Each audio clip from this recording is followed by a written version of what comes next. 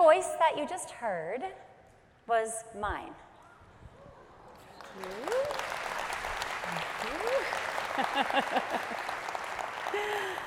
So I grew up in a musical family, and from a very early age, I was encouraged to perform and get out on the edge of the stage. I had a stage mom. I don't know if any of you had one of those.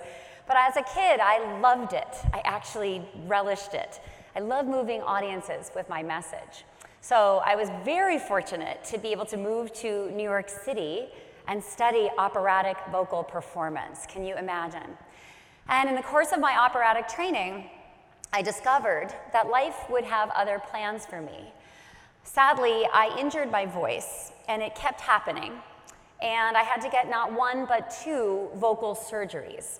So the recovery from vocal surgery, I can tell you, is complete silence for a period of weeks, and then all that comes out when you're finally permitted to make a sound is a small, tiny, high-pitched squeak.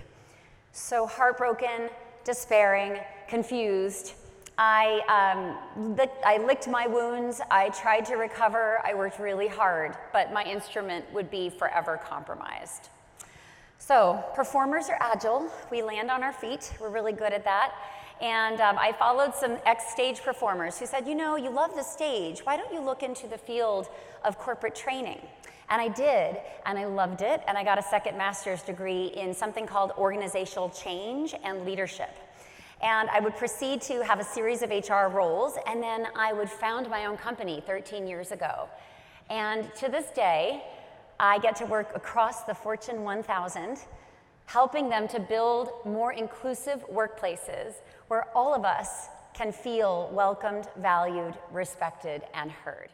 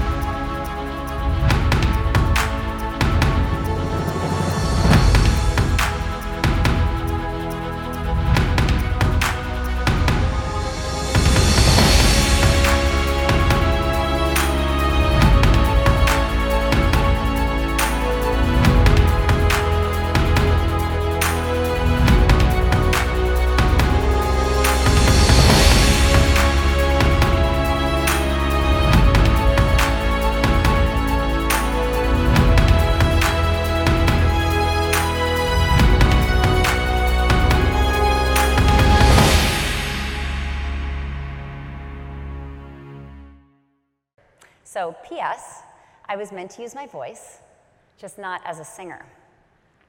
Now, the second way that I wasn't using my voice is that I have been out since I was 22, and I'm not going to tell you how long ago that was, but that was a while ago, as lesbian, gay, bisexual, transgender, QIAA+, et cetera, alphabet soup that we love. And yet I was not out as a performer. So I was very worried that contracts would be on the line, the casting directors wouldn't see that ingenue in me if they knew my true story, and they wanted to always cast me as Sandy in Grease, you know, it kind of makes sense. And then as an entrepreneur, I was afraid to be all of who I was, even as my name was on the door and clients and contracts and revenue was on the line. And I'll tell you, this is still something that I struggle with, and that's what I want to talk to you about today, is bringing my full self into the room. I spend a lot of my time in rooms where there are no women in the room. There are probably no LGBTQ people. I'm surmising that, I could be wrong.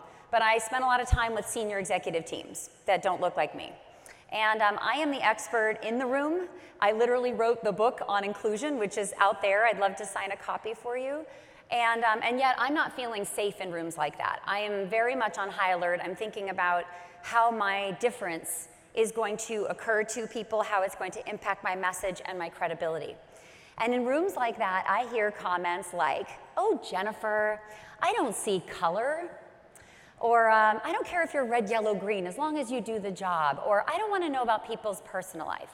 Or, "Are you saying that I'm going to be forced to hire certain people over other people? You know, this is a meritocracy." And when I give feedback that my team has put together about cultures like this, I see myself in the feedback, but they don't see me. And I'm also very careful to be very objective and not overly positively biased towards the stories that honestly were my story too. So in those moments, sometimes, even today, I sort of make some decisions creatively about how much of myself I share in the room. So the act of what I just described is called covering. And I don't know how many of you know the Uncovering Talent work that came out of Deloitte about 5 years ago, Kenji Yoshino and Christy Smith. We often think about bias as something that happens to us, but actually covering is something we do to ourselves in order to fit in, to assimilate, to make other people comfortable and put them at ease. It is, to me, the anticipation of the stereotype. And then the adjustment that we make to play small, to minimize, to downplay, right? And, I often show this slide. FDR, our 4-term president during World War II, he had polio as a child, and he's in a wheelchair as an adult. But guess what? He had an agreement with the press that he would never be photographed with the wheelchair visible. So the leader of the free world covering. So how does this manifest for all of us? Well, 61% of us report doing this on a daily basis, and we do it along a variety of aspects, from our appearance to our affiliation with stigmatized groups like ERGs or affinity groups perhaps. Advocacy-based covering, maybe I don't want to say something or challenge a joke or a comment because I don't want to be the squeaky wheel all the time. Or association-based covering, like I still have a lot of young people that come up to me and say, I don't want to be a part of the affinity groups and the D&I effort. I just want to be based on my work. And what I hear in that is this very stigma that I'm talking about, right? That referred stigma. And it takes a ton of energy from our work. I know for me, it feels like working double time. So in the report, I also think it's interesting to note that those of us who are underrepresented and traditionally marginalized do covering more. We cover more. So we saw 61%, 79% of African Americans in the study reported covering, 83% of us in the LGBTQ community. I can tell you a stat that probably not a lot of you know, but 50 of LGBTQ people in the workplace are closeted today, and that study came out last year. So there's still tremendous fear and hiding in workplaces, even at companies that allege and are winning awards and talk a lot about what they're working on, still a reality. Women, 66%, 76% Latinx, 77% of Asian Americans, 65% of individuals with disabilities. So what I see in this is that some of us are working a heck of a lot harder to bring our full selves to work every day. That we are literally sort of working that double time that I described. My friend calls it the tax that we pay on being different. And for me, I find it in those rooms exhausting, distracting, and certainly not allowing me to be my best self. And ultimately, what it leads to, as we all know in this room, is retention problems with companies, right? Because at some point, we're like, this company really doesn't support me. I don't see anyone that looks like me or shares my story, and I'm really not sure I can thrive here. And I think that accounts for the fact that we haven't seen a change in the numbers for women and people of color, just to isolate two groups, at that 10 to 15 years in mark, where we really, really need to stay, because that's the jumping off point for executive leadership and executive management positions, which is where we really, really don't see ourselves. So we also cover not just around gender and ethnicity. We may have non-traditional families, we may be divorced, we may be a single parent, we may ask people to call us a different name to make them comfortable. My friend Mita tells a story. She works at Unilever, and her name is Mita, but her boss insisted on calling her Mohammed for a year and thought it was like the funniest thing ever. Can you imagine? What we do with people's names is so important. Please try to pronounce each other's names and actually own your name, because you are being part of the change of bringing authenticity to work. Religion and spirituality, and also certainly accent, and the list can go on and on. So I want to give a couple concrete examples. For women, we still have a lot of dialogue about the femininity or the masculinity of our dress, how we present ourselves. Even the question of cutting our hair short is like a whole conversation. It's very interesting. Affiliation, maybe I don't want to be associated with people who are putting family first, because that's still stigmatized in my organization. So I'm not going to mention my interests. Advocacy, I don't make gender an issue. And association, I don't want to be seen as somebody who only hires or mentors people that look like me. So this may feel really familiar to some of us in the room. I know for me, if I'm LGBT and I have an entirely LGBT team, it may be said, well, she only hires people like her, right? I think it's interesting that we've had decades of all male teams led by men, and this has never come up. So I'll just leave that there. Thank you. So how do women of color cover? This is important. This is an example for black women, but in the study, there's other ethnicities addressed. As a white woman, it's really important for me to always have an intersectional approach. How many of you know what intersectionality means? Okay. Really important that we don't view any group as a monolith. There's tremendous diversity within the diversity. So for me to be able to represent the experience of others is the way that I activate my allyship. So this is really important for me to share with you. And I encourage you as a mentor, as a colleague, as a team member to acknowledge what's different for women depending on their other identities, in addition to being female. So for appearance-based covering, women in the report talked a lot about hairstyle. And again, if you can see it to be it, if you can see someone that's at the senior level, you watch what they do. You watch how they present themselves. You look at how they wear their hair, how formally they dress, how they're conducting themselves. Michelle Obama, I think, was the one that said to her kids, we got to be 150%.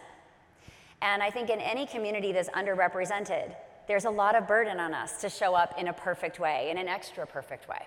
So we do think about this and kind of make these hard decisions, whether they're comfortable for us or not. Affiliation-based covering, I might avoid certain topics of discussion that are about people that share my identity. Advocacy-based covering, I may not want to go to work events that are specifically for the purpose of community, for African American talent, and making a concerted effort not to be seen around too many people from my community. LGBT employees, we are pros at hiding in plain sight. No pictures on the desk, making sure we're not too vocal in our advocacy. Maybe we fly solo at work events. Appearance, there's still very much coded language in performance reviews. This is where bias shows up. We hear that we don't have enough executive presence. That could be because of our hairstyle. It could be because of how we dress. It could be that, we're too expressive, right? So this is kind of a little inside baseball on what we talk about in the LGBTQ community. Interestingly, I, on the other hand, can walk on this stage and it probably didn't even occur to you that I was a member of the LGBTQ community, because there are certain appearance expectations that you might have had. And so I hope that was kind of an aha moment for you, that somebody sitting next to us, somebody in our teams, somebody at a client site, there are many of us, but we are really, really good at hiding. And we'll talk a bit about pronouns a little bit later. But one of the things that young people are bringing to the corporate America is their want to share their pronouns. So I'm Jennifer Brown. My pronouns are she, her, hers. And I'm an author and a speaker. See, that wasn't so hard. So it's an interesting evolution, because the younger generation is bringing this from school, right out of school. This is so comfortable for them. And 1 in 5 people under the age of 35 identifies as not straight and not cisgender. So I'll pause for a moment on that. 1 in 5. And they are probably hiding, and you probably don't know. So just to explain, cisgender means that the gender of the body I was born in matches my sense of my gender. So it means same in Latin. It's CIS, cisgender. I don't want to walk through the world and presume that everybody's like me. And so the reason that pronouns are important, and everything we're talking about is important, is that I'm only my own experience, and I don't want to assume the world shares my identity. So for me as an ally to say my pronouns are she, her, hers might make it safer for someone to share theirs. If I don't do that as a person of cisgender privilege, it's easier for me to do that, but if I don't do that, then they probably never will. So we can send these signals as allies to others to say, this is a safe place for you to bring your full self to work. And I'm committed to that. And I'm going to go first and make myself a little bit uncomfortable. So we also see covering behaviors amongst a whole other variety of issues. When I do usually I do polling in keynotes, and I ask people to rate their top covering behaviors, and it's always age, which you might find surprising, but it's literally been very consistent across the board. Appearance-based covering here, there's an example about an accommodation that we may not ask for, but this age thing is really interesting. I have grandparents sharing, I don't talk about my grandkids, I don't have any of their pictures on my desk, because I'm afraid that's going to trigger some stereotypes about what I still have energy and passion and capabilities to do. And I also have younger people saying they're covering around their age. Why? The oldest millennials now are about 40 years old. They're managing multi-generational teams, and they're often the youngest person on that team. So what are they covering? They're covering their youth. They don't want their birthday party celebrated at the office. They may dress a little bit more formally. They may really pay attention to how they speak so that they cover that. And I also think, this is probably true, you'd agree, that millennials may not want to be called millennials and Gen Y. There's a certain stereotype to the generation even. So I think we have to be very careful when we speak about generations that there are some broad feelings about that. There's another group in the study that reports covering, and it's these guys. So this was a big aha for me and became sort of one of the most important teaching tools I have, which is in the report, 45% of straight white men report doing this as well. And it challenged me to think about around what? What could that be?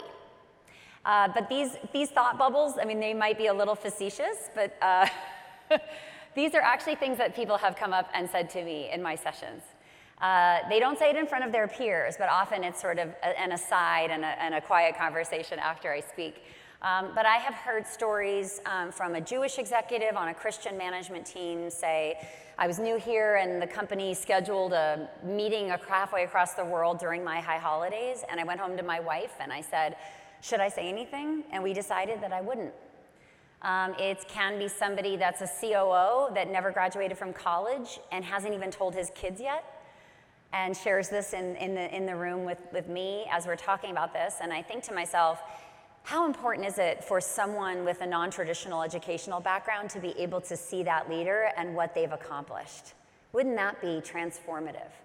So when we have covering behaviors at the top of the house, perhaps in some ways even the most intense covering behaviors, because it's a very narrow definition of how leaders are allowed to behave, this impacts men as well.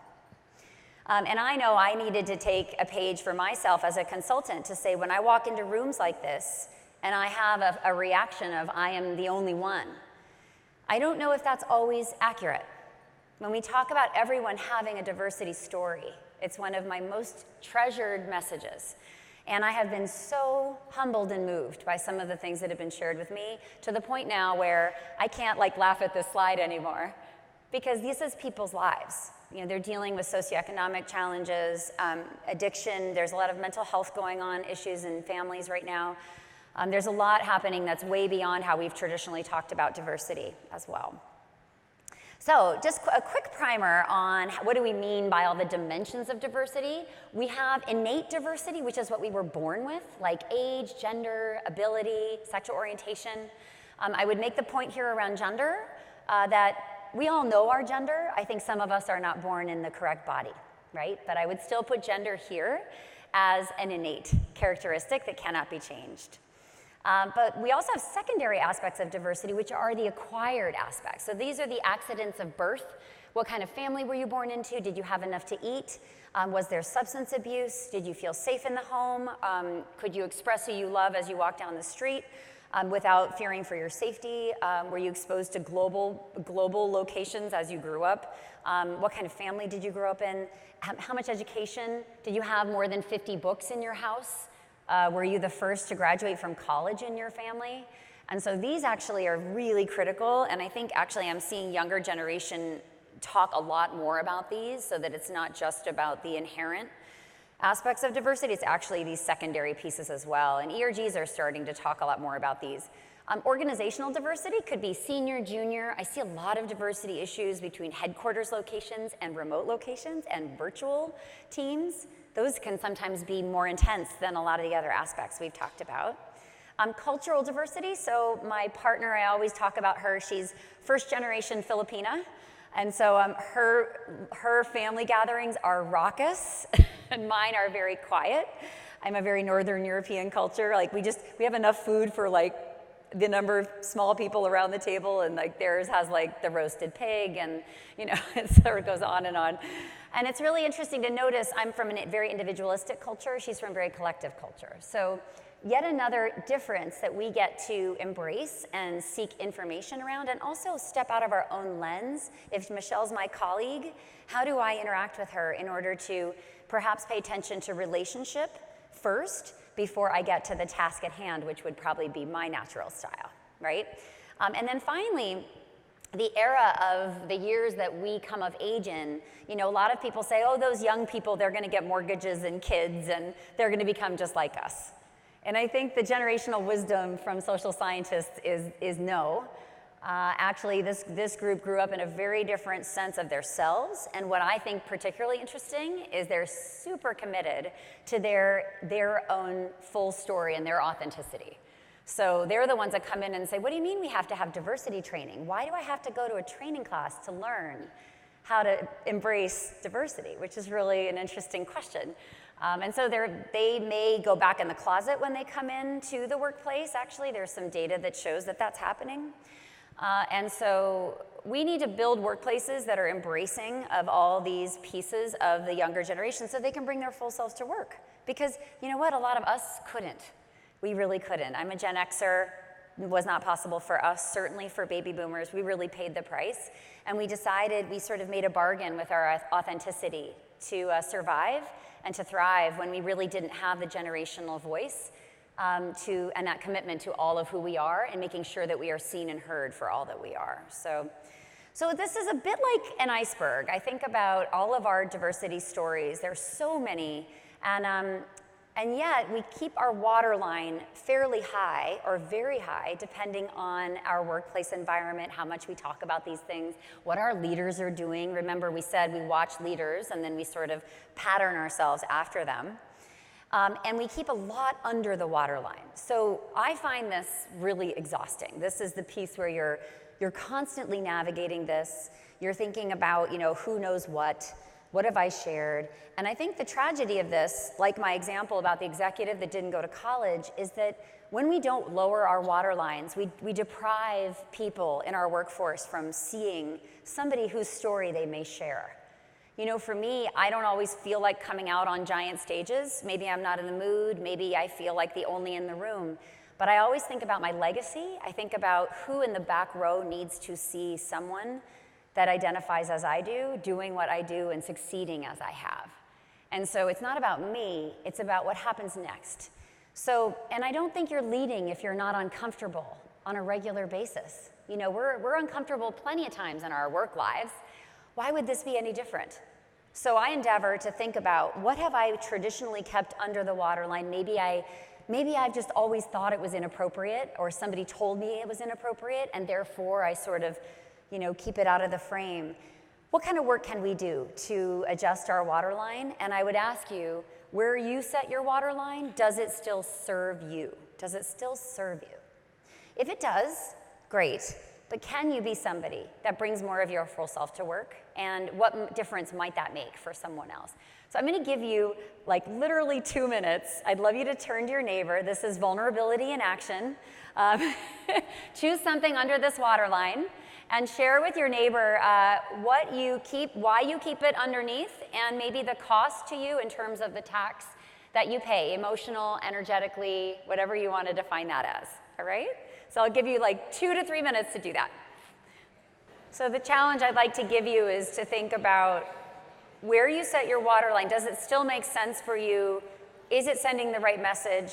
I also, as leaders, we need to go first. You know, it's not enough for us to ask other people to come forward and bring their full selves to work, you know, the corporate slogan, if we aren't willing to do that work. And believe me, I give this same message to executives. They're very uncomfortable with this. So it's really a new competency. We are literally seeing, I think at this moment, a redefinition of what executive leadership looks like. And we're incorporating one of my favorite authors, Brené Brown, the whole concept of vulnerability in leadership, the concept of storytelling. I work a lot with my executive leaders to find their diversity story and that get comfortable sharing it, which is really a huge journey to go on. But it is so beautiful when you can see the finished product of that, and it continues to evolve.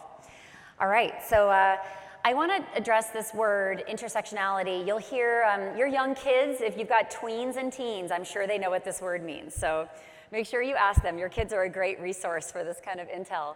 But I view my intersectionality with a little bit of a twist. You know, I walk on stages and people say to themselves, she's our diversity speaker?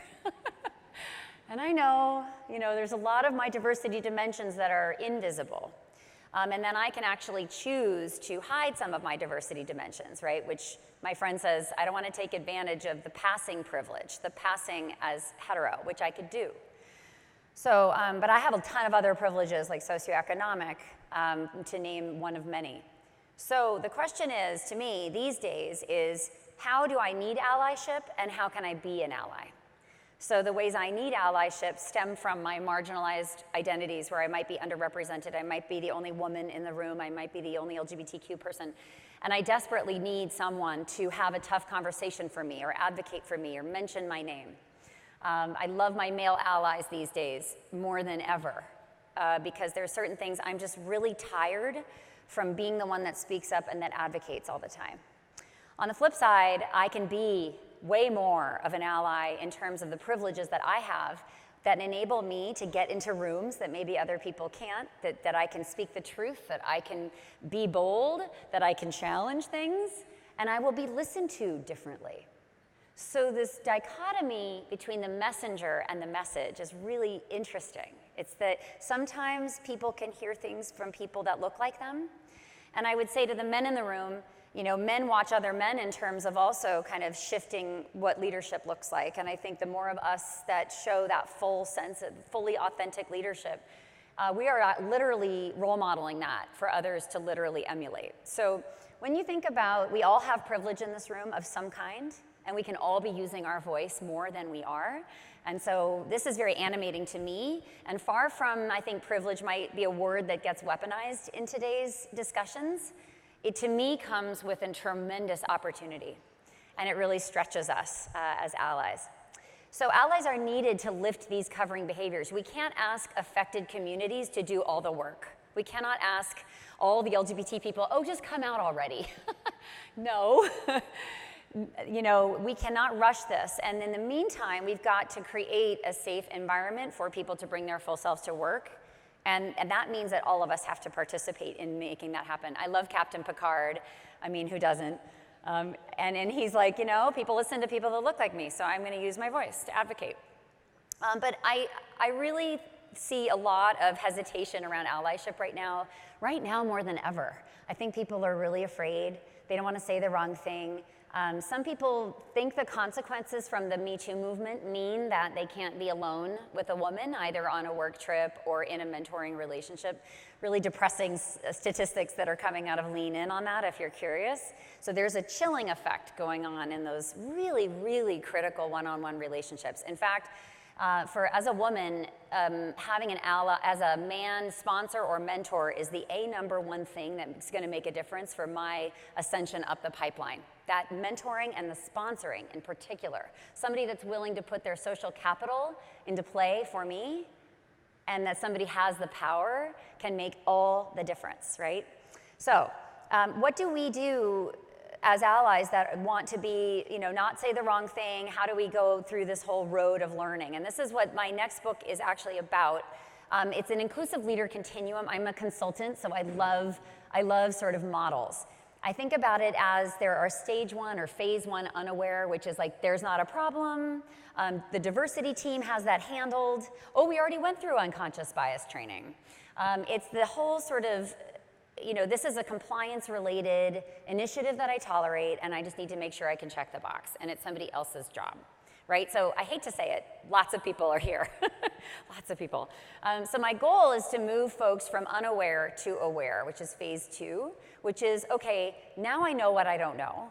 Now I know there's a problem. I know something about the problem. Now I know that I have to learn more about if my experience is relatively comfortable in the workplace, whose experience is not in the exact same company. So I want to educate myself. I want to move forward. Aware is great. This is where a lot of unconscious bias training happens. The problem is it sort of stops there, right? So phase 3 is activate. And around activation, I'm taking my knowledge and I'm using it. So this is, I'm experimenting. I'm trying new language. Jennifer said to share my pronouns, so I'm really thinking about that. Where would I do that? How would I do that? I'm finding my voice. And this is an area where, we're gonna make mistakes, and we do need to be able to recognize, get feedback, seek feedback, and adjust, and then come back and do it again the next day until it becomes a muscle and a habit.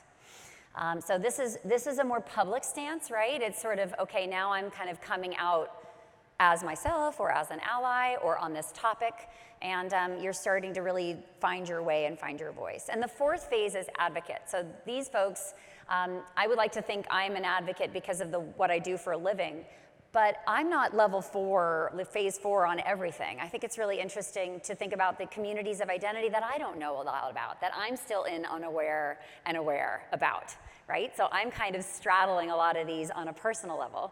But the advocate level is bold, fearless, unapologetic, literally will speak the truth, doesn't worry about the consequences, doesn't wait for permission. And also this level asks the systemic questions, like, well, why do we have a pay gap? Let's not just fix it, but let's think about how this could have happened and how do we set it up so that it doesn't occur again. So to me, this level is asking the systems questions, and it's what we call having an equity lens. Equality is a great word and it's a great goal, but it's not a strategy. So the equity lens, if we put that on, we start to ask questions. Why has it always been done this way? Why is that business as usual? Why did that occur? Let's go back and analyze the root causes, and then let's build a different system so that it doesn't happen in the future. So when you put the whole model together, here it is.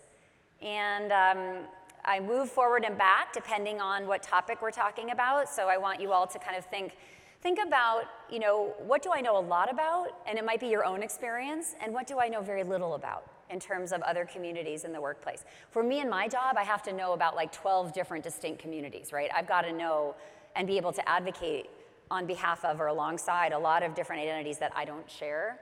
But honestly, this is like a basic leadership competency for our future.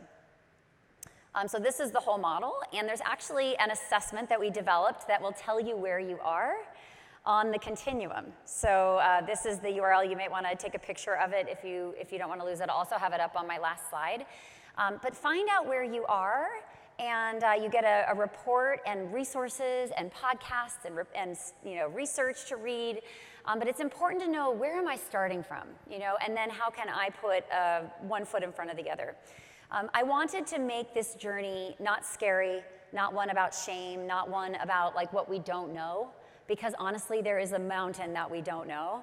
And so to have the humility to know and admit where you are and then to commit to change and growth is really the whole game. So thank you so much. And I left a little time for questions because I'd love to hear from you. And there's actually mics up here on either side, so don't be shy.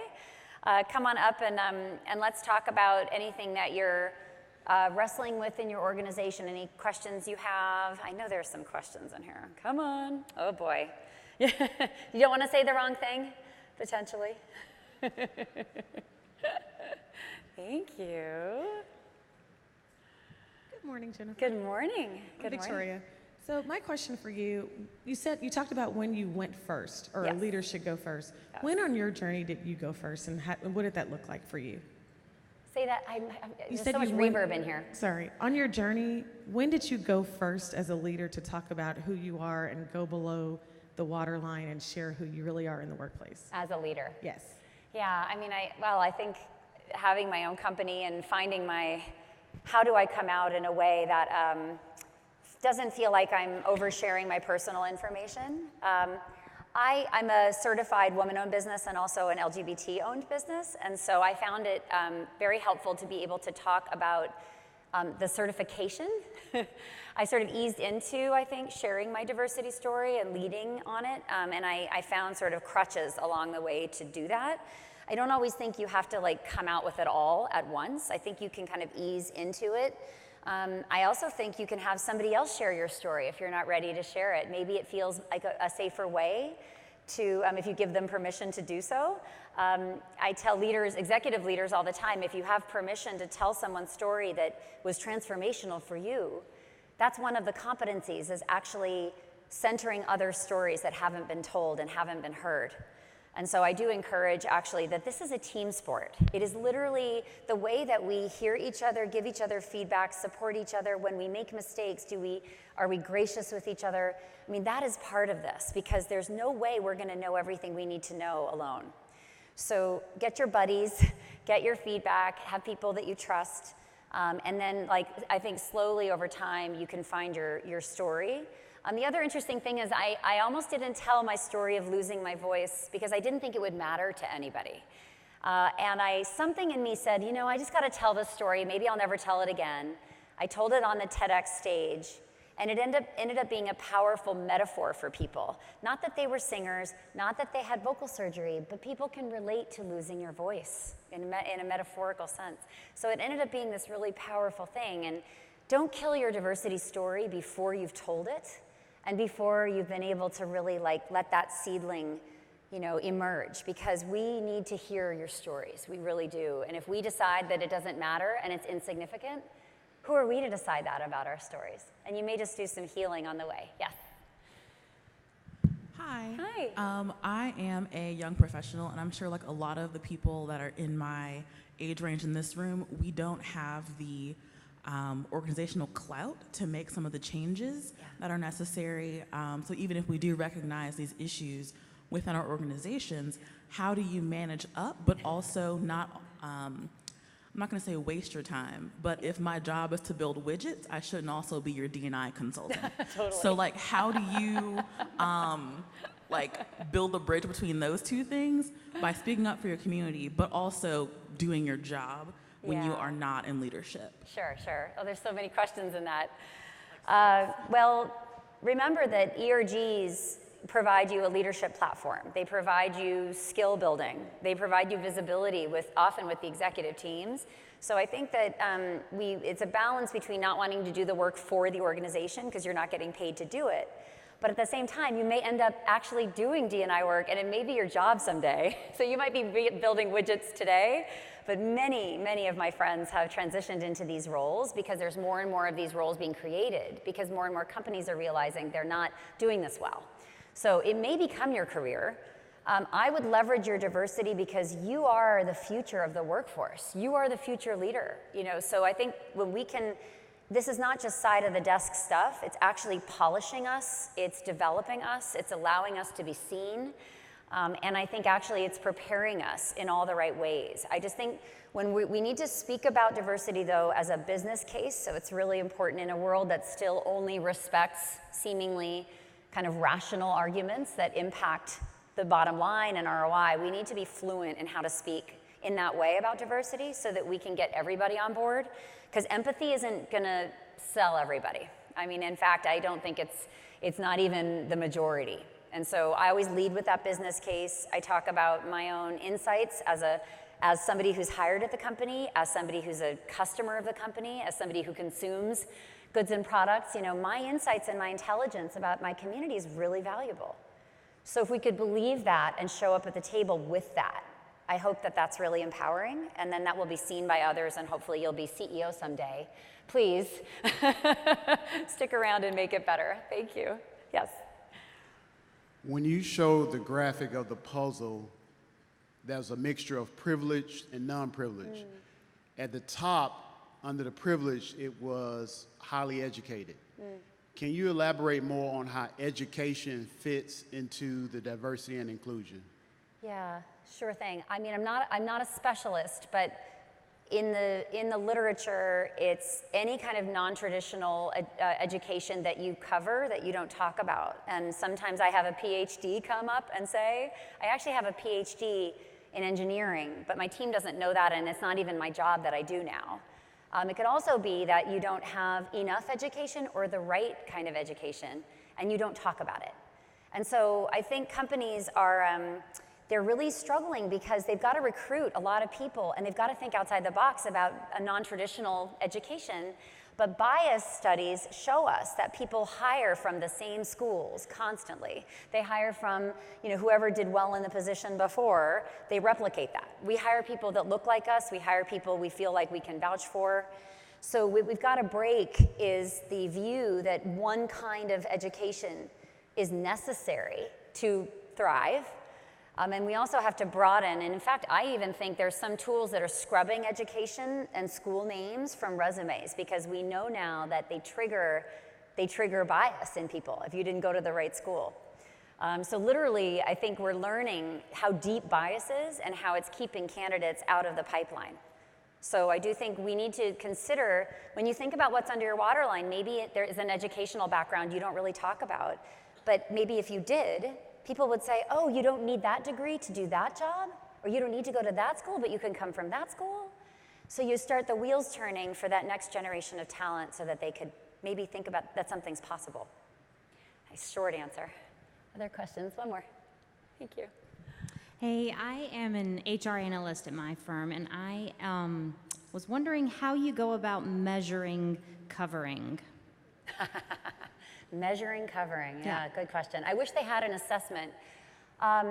So in employee surveys and engagement surveys, if they're good, there are questions about demographics, and also there are sort of these climate questions, right, that start to get at, do you feel you can bring your full self to work here? Do you feel that people that look like you have full opportunities and are supported to succeed? And it can be tricky to get these embedded in your employee engagement surveys, right? A lot of companies just buy them off the shelf. But you've got to figure out a way to ask the questions like, do you bring your full self to work? How do you identify? Do you bring your full self to work? And what is the impact on you of not being able to do that? And I would ask, what would improve that? How would you feel more supported? I would want to know that also, because that's your roadmap for improvement. And that should literally be like data that you're collecting a lot. So it's a great question. It's a subtle behavior, but I think if you structured some questions and put it into an existing survey, you might want to survey your ERGs. That's another really interesting population to ask about covering. You would probably get some really deep data on that that would be very compelling and probably startling to a lot of senior leaders. And they might have that aha moment to say, wow, this is really, people are leaking out potential and energy because they're spending so much time trying to fit in here. We've got to fix that. So I always love having data to show up to meetings like that, and I love qualitative data. I love the stories. So I would collect both quantitative and qualitative, and I would present that to leadership. And then let's hope that they do the right thing and not say thank you very much, because the thing we don't want to do is ask for data and do nothing with it. Is that true? Thank you very much for your question.